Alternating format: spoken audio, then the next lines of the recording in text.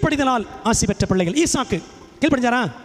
நல்லா தெரியும் நமக்கு. அப்பாவுக்கு கீழ்ப்படிந்தான், உத்தம சாட்சியாய் விளங்கினான். எத்தனை மடங்கு ஆசீர்வாதம்?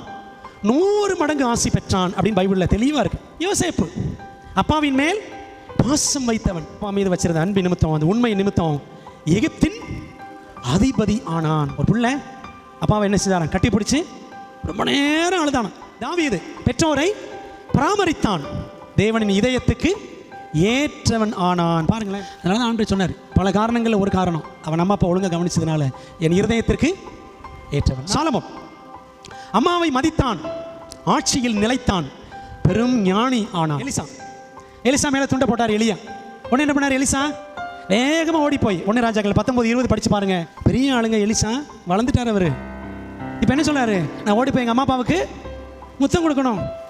பெற்றோருக்கே முதலிடம், ஊழியம் 2வது இடம்.